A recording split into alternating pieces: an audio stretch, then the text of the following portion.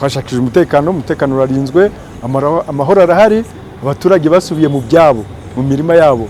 Twari turi hano i Goma aho twari twaje mu kiganiro n'abanyamakuru, aho umutwe wa AFC/M23 waratumiye abanyamakuru kugira ngo ubagezeho ibijyanye na situation humanitaire ndetse na situation y'ubukungu.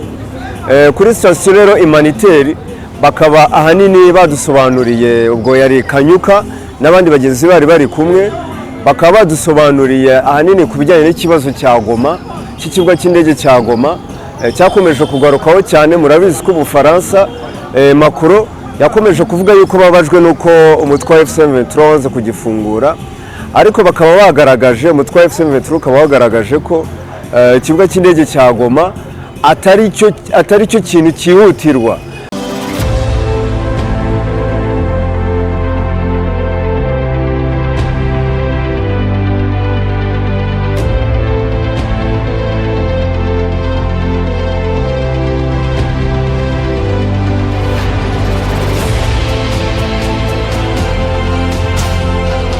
Tubahaye ikaze muri Prime Health Infinity. Ubu rwose biroroshye, nta mpamvu yo kwivuza ari uko warembye. Tugane tukugira inama zizewe kandi tuguhe produit z'umwimerere nziza ku buzima bwawe, zigizwe n'ibinini 80%, izindi zikozwe muri siro ndetse na powder zikomoka ku mugabane wa Aziya, mu bihugu nk'Ubushinwa, Ubuhinde ndetse na Malaysia. Produit zacu zikoreshwa mu kwivura ndetse no kwirinda indwara zose, zirimo iz'imyororokere ku bagabo n'abagore, kubura ubushake, gucika intege mu gikorwa no kutabyara, prostate, umwijima, umuvuduko w'amaraso, diabete, stroke, impyiko, umugongo, amibe, igifu, hemorrhoide n'izindi ndwara zose zananiranye. Abari muri Leta Zunze Ubumwe za Amerika naho twahagejeje stoke, abari muri Canada, Australia, Europe ndetse na Aziya namwe dukoresha iposita ndetse na DHL mu gihe cy'iminsi 7 gusa imiti yamaze kubageraho. Ku bari mu Rwanda, ku Gisenyi ni ku muhanda w'Amadepo ibumoso umanukiye kwa Karaveri. I Kigali ni umuhanda uri inyuma y'isoko ujya Kigali Parents, hakurya ya restaurant yitwa Vision. Wanadusanga kandi Goma ni muri gare centrale do Goma hafi ya Rompwe umuryango wa 2 aho bisi zisohokera. Turabibutsa yuko Goma na Gisenyi twamaze kubagezaho massage kugira ngo dufashe abakeneye kinetherapy, imitsi ndetse no kurwanya stress. Ku bindi bisobanuro waduhamagara kuri 0782 99 057 Tubahaye ikaze muri Prime Health Infinity. Dore ko bakomeje kugaragaza yuko hari ibikoresho byo ku kibuga cy'indege cya Goma byangiritse nka tour de contrôle, ikibuga cy'indege cyangiritse ndetse hakirimo n'ibice bikirimo ibisasu. Rero umutwe wa AFC/M23 ukaba wagaragaje yuko mu bice ukontorora na situation humanitaire ihari, ko abaturage basubijwe mu byabo, bari gufashirizwa mu iwabo, ko abaturage bahinga, ko bejeje, kuko ahubwo bakaba bagaragaje, batweretse ikarita aho berekanaga bimwe mu bice ahubwo bindi byo muri Repubulika ya Demokarasi ya Kongo ahubwo byo bikeneye situation humanitaire, biri muri situation humanitaire. Icyo akaba ari ikintu rero cy'ingezi cyane bagarutseho n'abanyamakuru bakunze kuvugaho cyane. Ikindi cya kabiri bagarutseho ni ku bijyanye n'amabanke. Leta ya Kongo murabizi yanze gufungura, aho abaturage bakomeje kurekrama amafaranga yabo, ariko binyuze ku muvugizi wa AFC/M23 wungirije Pascal Barinda, Dr Pascal Barinda akaba agaragaje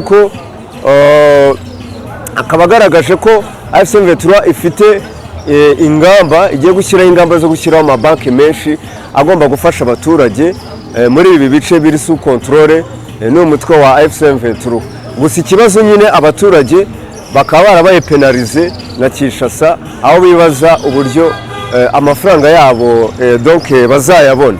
Ikindi kintu batubwiye cya gatatu umuntu atabura kuvugaho ni situation humanitaire iri muri Minembwe, aho Kanyuka nawe ubwo yavuze ati rwose ati mbere yuko tubagezaho ikiganiro ati mu Minembwe drone zimeze nabi, amabomba ameze nabi, abaturage barimo barababombarde, na coalition ikomeje mu Minembwe kwibasira abaturage. Muri make rero akaba ari ibyo ngibyo bari batumiye abanyamakuru bari benshi cyane hano ku bijyanye na situation humanitaire ndetse na situation économique ndetse na situation y'umutekano, aho bakomeje kugaragaza ko mu gice cya Minembwe ari catastrophe bitewe n'ibitero bikorwa n'ingabo z'u Burundi ndetse zifatanyije n'ingabo za leta ya Kongo. Shuti rero ubwo ibindi ahanini ku kiganiro n'ibibazo abanyamakuru bagiye babaza muraza kubisanga mu kiganiro kirambuye. Murakoze. Yari Rudahunga Desire.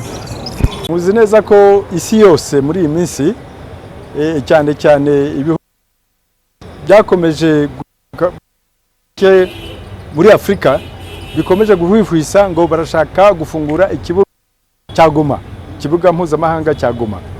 Rero bakavuga ngo hari intuzi, turavuga tuti hano aho tugeze mu duce twose abaturage bose bashuje mu byabo, inkambi z'abakwe mu byabo n'intambara bazivuyemo barataha basubira yuko umutekano wagarutse. Twashakije umutekano urarinzwe, amahoro arahari, abaturage basubiye mu byabo mu mirima yabo, barahinze barejeje. Mu gihe haruguru za Kibumba muri teritwari ya Irucuru mwabona ibigori biheze, mugiye imasisi mwabona ibishyimbo, mwabona ibirayi. Abaturage ahubwo bajugunya ibyo kurya. Kubera iki? Kubera amasoko ahubwo niyo yabaye ikibazo. Ubu turakora imihanda, mujya mubibona, hakoze imihanda izana ibyo biribwa ikabizana ku masoko. Rero twe turavuga tuti ahubwo mu bice birimo leta ya Kinshasa niho hakenewe ubwo butabazi. Muzi neza ko muri Ituri abantu baheze mu nkambi ema hariya muri Ituri, muri Beni muzi ko ADF ihora yica abantu bavuye mu misozi, abantu bavuye mu makampi hariya, kandi muzi ko ibyo bintu leta yacu, leta ya Kongo iba ibicuruza. Muzi byari birahangaha mu nkambi za Kanyarucinya, za Mugunga, za Rushagara zose, za Burengo, muzi ko zose ari ibintu bacuruzaga. Rero tukavuga ko ifungurwa y'ikibuga cya Goma hari ibindi babishakira, hari impamvu zindi babishakira, naho twebwe muri ubwo buryo bwo bavuga bw'ubutabazi hari inzira nyinshi. Ubu ngubu hano hari imiryango ishamikiye kuri Loni, hari imiryango 11 ishamikiye kuri Loni ikora, harimo za PAMU, harimo za OMS, harimo za UNICEF, harimo za FAO, zose ziri hano zirakora. Ibyo bakeneye byose bica mu mihanda hano bivuye mu bihugu bituranye, byaba kujya hano Igoma muri Nord Kivu, muri Kivu y'Amajyaruguru, byaba kujya muri Kivu y'Amajyepfo, byo bigaca Rusizi, biragenda bikagera ku baturage. Rero hari ya miryango itabara imbabare y'amahonje, hari 91 imiryango y'abene igihugu 693 bose hano muri Kivu y'Amajyaruguru no muri Kivu y'Amajyepfo, uretse ahantu mu misozi zaragiye zigota abanyamurenge, imisozi imihana y'abanyamurenge yose hariya Ikenke hose barabagose. Ubu ngubu ntabwo bagera ku masoko, ntawe ushobora kujya gushaka umuti, ntawe ugura umunyu, ntawe ugura isabune hariya. Ahubwo niho twari dukwiye kwibanda twese, niyo nabo bashaka ubutabazi ntibagende batabare abantu hariya aho babayeho nabi cyane. Rero turavuga cya Goma ntabwo kihutirwa kuri twe, igihe nikigera tuzagifungura kandi nitwe tuzabigiramo uruhare rukomeye. Yego, Prince Lawrence Kanyuka yavuze ko ngo mwari muri ku matelefone kubera ibitero biri menase, ariko Kayikwamba yavuze ko ngo kugira babisinye babaforusije, ahubwo bahisemo inzira y'imirwano. Urabona ko mwese mwakoze ikiganiro n'itangazamakuru mudatuje muri ku matelefone mubaza ngo bimeze bite, abantu rero bakeneye update, ubu bimeze bite none? Mu by'ukuri ibintu bimeze nabi, ntabwo nababwira ngo bimeze neza, bimeze nabi yuko leta nubwo twabaga turi Doha iri gushaka uburyo yo ikomeza kwibaka bikomeye idukure no uduce twose twamaze kugeramo. Bagiye bashaka abandi bacancuro baba Colombia, bashaka bagura intwaro, indege, bagura bagura za drone n'amadrone y'ubwoko bwose, bayagura mu Bushinwa, bayagura muri Turkiya, murumva, muri za Indonesia, hose baguze ibikoresho by'intambara. Baragenda rero za batayo z'abarundi zihora zambuka buri munsi, ubu bamaze kurenza batayo 15-20 gutyo z'abarundi ziri hariya mu misozi ya Minembwe, muri za Fizi, bashaka kudukura mu birindiro turimo. Ubu twumvize ko hari na benshi bungubu bambara gisivile bakiyoberanya mu baturage, bagashaka kucengera ngo bagere muri za Bukavu, bagere muri za Kavumu, ikibuga cya Bukavu nyene, babigabeho ibitero. Ibyo byose amakuru rero turayazi, natwe turabategereje, ntabwo dusinziriye. Nihe harashwe? Aharashwe ni henshi, muzi ko hari ahitwa hano muri Kivu y'Amajyaruguru, muri Kivu y'Amajyepfo, imisozi ya Minembwe ho ni buri munsi, amadrone ni buri munsi, urumva. Hari aho rero hitwa Kasika, ahitwa za Kasika, hari Kigurube, aho hose hari kubera imirwano. Kasika ngo mwayifashe ariko Dr. Nibyo? Bo urabona hari ikibuga cy'indege kiri hafi ya Kasika, nicyo bakoresha baza kudugabaho ibyo bitero. Iyo bibaye bityo rero tuvuga ko tugiye kurasa kuzimya umuriro aho uturuka, tugakurikira tukagenda nuko mwisanze Kasika. Nuko twisanze Kasika n'ahandi hose niko bigenda. Hakurikiyeho iki rero? Murakomeje nyuma ya Kasika? Byose bizarerwa imyitwarire y'ubutegetsi bwa Kinshasa. Niba ushaka amahoro, amahoro azaboneka ku bakongomani. Niba ushaka intambara, ubwo nabwo bizaba bityo. Dr. mugaragaza ko gufungura ikibuga cy'indege cya Goma bitihutirwa. Si ubwo mwamufite yuko cyakoreshwa mu buryo bwo kuzana intwaro ngo babatera? Oya, ngiye nakubwira tujyane hariya mu isoko rya Birera, urebe imyaka ihari, birebe, sinzi niba wa musore ntuharira, ejo ntitwari kumwe nawe, twariyo twagiye kureba, twaje hano ikiro kigura amafaranga makuru, genda ubirebe, ibiryo byose uko umufuka twaje hano ugura amadolari 50, ugura mu biro 100, ikiro 120 wenda kibishyimbo, urumva. Rero twarahinze turejeje, ubu ngubu nta mpamvu yo kutuzanaho ibyo cyane ko bifite n'amateka mabi. Muzi ko hano kino kibuga cyari base opérationnelle ya Opération Turquoise, 93 nukwibuka ibyo bahakoreye kera, bati twongere tugende tubihagura, urumva. Nukuyobya imirari, bafite izindi mpamvu za politiki, bashaka kuyobya amahanga n'abakongomani, ariko twe hano tuzi ko ubutabazi n'ahandi ngaha mu bice turimo. Yego Dr. ku munsi w'ejo hari audio yasirikiriye kandi tuzi ko ukurikira audio y'abaturage ba Purene de la Ruzizi bahamagara ngo muze mu batabare, kuko ngo uko mutinda bizagera aho babange, kuko muzagera za Uvira hasigaye amabuye n'ibiti.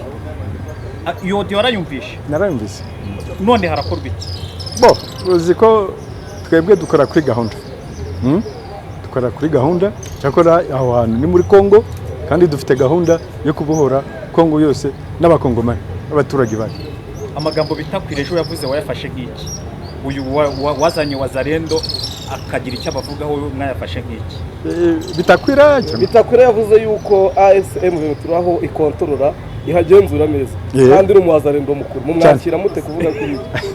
Barega bose bazagira aho bahinduke, abamaze kudusanga se ni bakeya. Bose umwe mu bagenera Abazalendo n'abakongomani turabakira, tukabaza buri wese icyo yifuza. Niba ashaka gukomeza umwuga w'intwaro, tukamwereka inzira. Niba ashaka kuza mu gisivile, kubademobilize, nabyo tukabimufashamo. Buri wese biterwa, hari abatujuje imyaka tubasubiza mu miryango yabo bagasubira, hari abajya barira bati ngo turashaka kwinjira, tukavuga no tegereza, genda ubanze wige, urumva, tukwereke none utubwire icyo wifuza, maze tugiye gukorera. Wenda ijambo rya Minisitiri w'Ububanyi n'Amahanga wa Kongo yavuze ko bahatswe gusinya, byakiriye muti?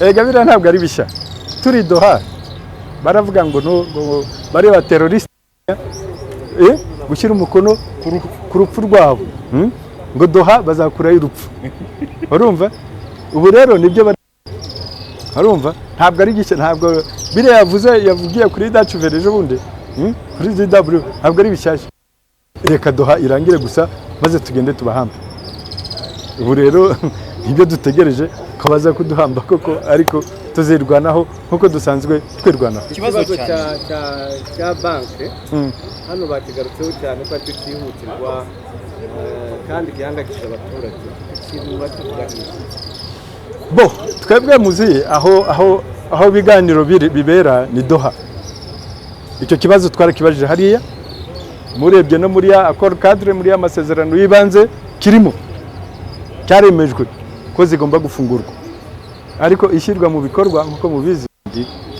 iri kure cyane icyo gihe abaturage bakomeza by'ukuri bahera muri iki gihirahiro cyangwa hari ubundi buryo izindi mezire mwamufite bo twebwe icyo twakora turimo turemerera andi mabanki mashyashya ariko y'amafaranga yabo bashyize mu mabanki ya mbere ntacyo twabamarira kuri ibyo ngibyo turafungura andi mabanki mashyashya atanga serivisi uwagize icyo acuruza yuko bose baracuruza murabibona agende azigame hariya yaba muri Kadeko yaba hari Access Finance iri hariya yafunguye nayo hari n'andi mabanki menshi akomeye agiye gufungura vuba reka tukurekura ubu ukurikije ibiri kubera nyine iyo za Masisi n'ibiri kubera Sud Kivu ubu twavuga ko noneho ARC yinjiye mu rugamba rushya ni leta ibishaka ni ubushake bwa leta ubutegetsi bwa Kinshasa twe nta ntambara dushaka twe dushaka amahoro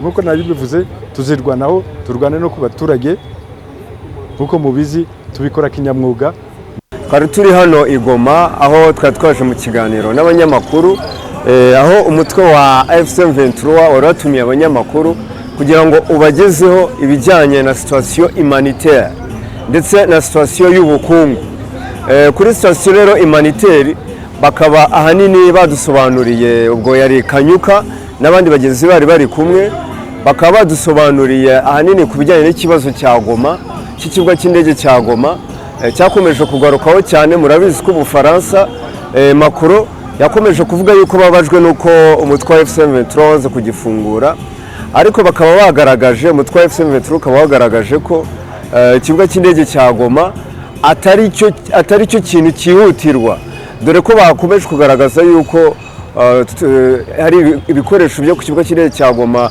byangiritse nka tour de contrôle ikibuga cy'indege cyangiritse ndetse hakirimo n'ibice bikirimo ibisasu rero umutwe wa AFC/M23 ukaba wagaragaje yuko mu bice ukontorora nta situation humanitaire ihari ko abaturage basubijwe mu byabo bari gufashirizwa iwabo ko abaturage bahinga ko bejeje kuko ahubwo bakaba bagaragaje batweretse ikarita aho berekanaga bimwe mu bice ahubwo bindi byo muri Repubulika ya Demokarasi ya Kongo ahubwo byo bikeneye situation humanitaire biri muri situation humanitaire icyo akaba ari ikintu rero cy'ingenzi cyane bagarutseho n'abanyamakuru bakunze kuvugaho cyane ikindi cya kabiri bagarutseho ni ku bijyanye n'amabanki leta ya Kongo murabizi yanze gufungura aho abaturage bakomeje kurekarama amafaranga yabo ariko binyuze ku muvugizi wa AFC/M23 wungirije Pascal Barinda Dr Pascal Barinda akaba agaragaje ko AFC/M23 ifite ingamba igiye gushyiraho ingamba zo gushyiraho amabanki menshi agomba gufasha abaturage muri ibi bice biri sous contrôle n'umutwe wa AFC/M23 gusa ikibazo nyine abaturage bakaba barabaye penalize na Kinshasa aho bibaza uburyo amafaranga yabo donc bazayabona ikindi kintu batubwiye cya gatatu umuntu atabura kuvugaho ni situation humanitaire iri muri Minembwe aho Kanyuka nawe ubwo yavuze ati rwose ati mbere yuko tubagezaho ikiganiro ati mu Minembwe drone zimeze nabi amabomba ameze nabi abaturage barimo barababombarde na koalisiyo ikomeje mu minembwe kwibasira abaturage. Muri make rero akaba ari ibyo ngibyo bari batumiye abanyamakuru bari benshi cyane hano ku bijyanye na situation humanitaire ndetse na situation économique ndetse na situation y'umutekano, aho bakomeje kugaragaza ko mu gice cya Minembwe ari catastrophe bitewe n'ibitero bikorwa n'ingabo z'u Burundi ndetse zifatanyije n'ingabo za leta ya Kongo. Shuti rero ubwo ibindi ahanini ku kiganiro n'ibibazo abanyamakuru bagiye babaza muraza kubisanga mu kiganiro kirambuye. Murakoze, yari Rudahunga Désiré. La question sera facile et rapide avant que madame camarade Chantal réponde. Tout à l'heure, je vous ai dit, on a commencé en retard parce que nous sommes attaqués. Et les populations civiles dans les zones densément peuplées sont attaquées à l'aide des avions de chasse, des drones et de l'artillerie lourde. Nous de défendre notre population. Nous l'avons dit à plusieurs fois. L'AFC M23 réitère son engagement indéfectible à protéger et à défendre la population civile. Mais en ce moment où je vous parle, vous voyez, chaque fois que je regarde mon téléphone, les civils sont bombardés par Kinshasa. Et je ne peux confirmer que nous avons eu une ville haute. Ce que je vous dis est que Kinshasa est en train de violer le respect et la cadre de Doha. Il refuse de mettre en œuvre la cocade de Doha. Nous avons entendu hier Madame Kaikwamba Wagner, la ministre congolaise des Affaires étrangères, dire qu'ils étaient forcés de signer. Là, vous voyez, la dame et son ne veut pas le faire. Signer la cocade et ils sabotent maintenant la cocade. Ils sont en train de violer et nos zones densément peuplées sont bombardées à répétition. Donc, ce que je peux dire, ce que vous pouvez retenir, Kinshasa nous impose une guerre en ce moment et la population civile est sous les bombes. Bientôt, il y aura une réunion avec la hiérarchie de notre organisation et quoi faire. Parce que la population, on ne peut pas la laisser souffrir comme ça par un régime de terroristes. Merci.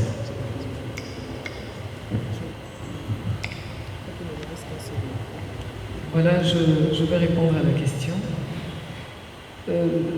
J'ai dit qu'il n'y avait pas urgence dans le Nord Kivu, le Sud d'ailleurs, mais moi je parle du Nord Kivu. La réouverture de l'aéroport ne figure pas parmi les urgences, parce que déjà la situation humanitaire dans le Nord Kivu, ou même ici chez nous dans les espaces libérés, n'est plus dans l'urgence. C'est avant que nous n'arrivions qu'il y avait urgence, parce qu'il y avait des milliers de personnes, j'ai cité le nombre que nous avons trouvé dans des sites des déplacés. Il y avait toutes des hommes, des femmes, des enfants dans des sites de déplacés, alors que dans leur propre pays. Ils étaient réfugiés chez eux. Ça, c'était une urgence. Et les interventions devaient être faites très rapidement. Maintenant, avec la perspective que nous avons actuellement, que tout le monde est rentré chez soi. Dans Goma et même dans les périphéries Nyiragongo, il n'y a pas de déplacés internes. Tout le monde rentre chez soi. Et je l'ai encore dit, le travail n'est pas fini, il y a encore beaucoup de travail à faire, mais tout doit être fait maintenant. Maintenant, il n'y a plus d'urgence. Par contre, maintenant, c'est l'humanitaire, mais qui n'est pas totalement humanitaire, qui doit un peu se mélanger au développement. Parce que les gens sont rentrés chez eux, et c'est durablement que nous devons construire. Parce qu'il faut un toit sur leur tête. J'ai donné les 3 catégories des personnes qui vont se mélanger et habiter ensemble de manière pacifique. Donc il faut un toit sur leur tête, il faut que les enfants puissent aller à l'école, il faut que ceux qui sont malades puissent être soignés, il faut qu'ils mangent à leur faim. Ça, c'est des vrais problèmes. C'est relève du développement plutôt que de l'urgence. C'est un problème humanitaire.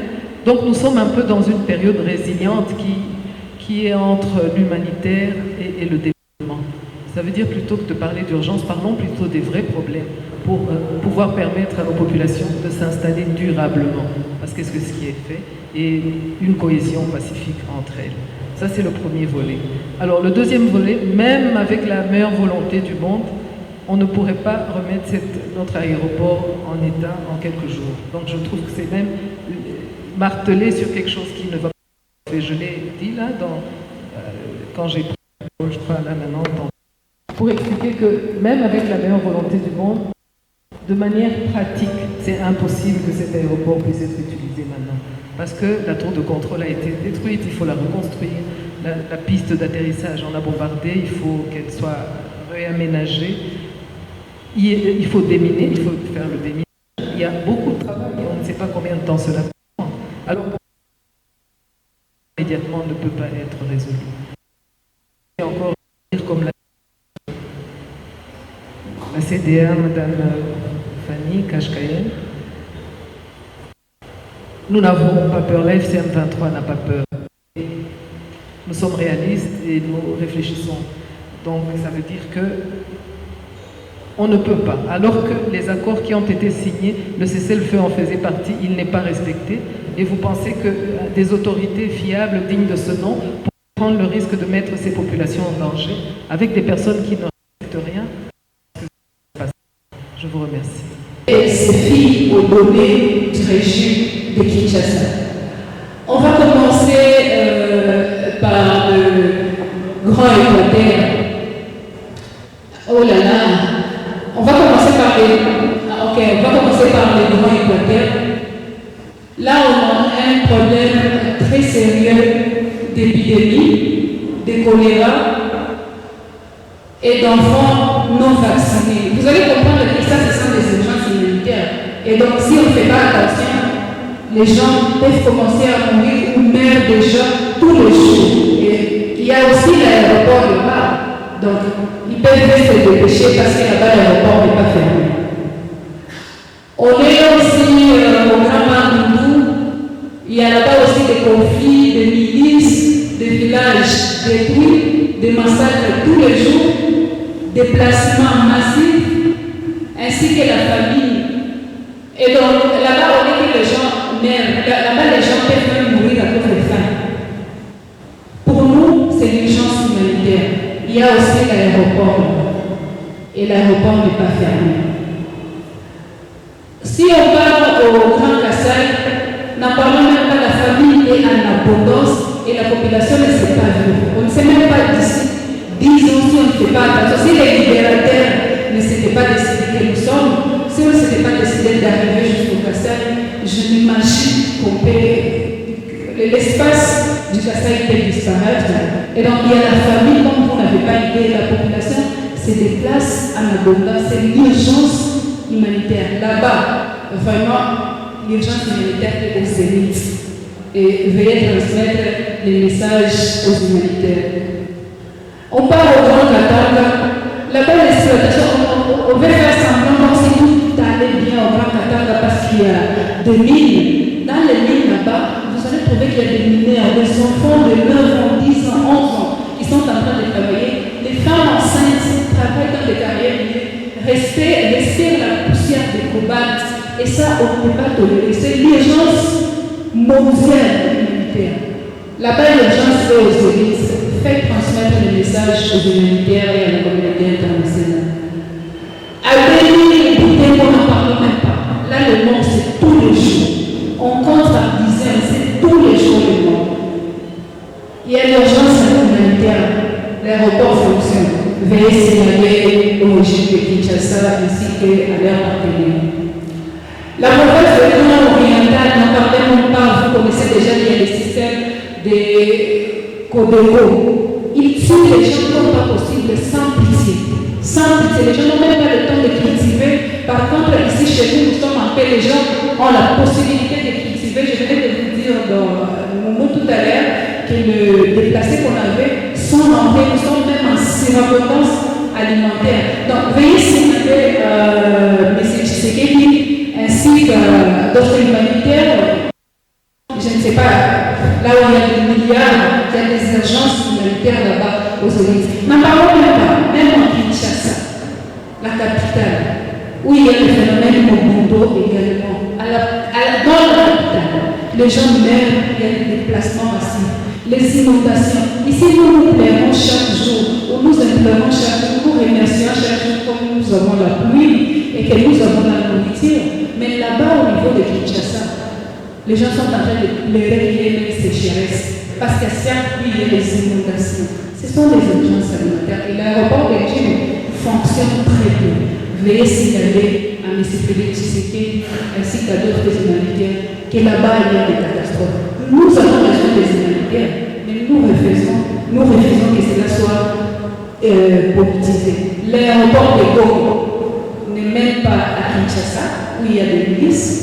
Ça ne mène pas à Butembo, au Katanga, au Kasaï, où il y a la famille. Ça ne mène pas partout. Et donc, nous avons besoin des humanitaires, nous les souhaitons le bienvenu, mais nous refusons que cela soit instrumentalisé. Je dis jamais ça.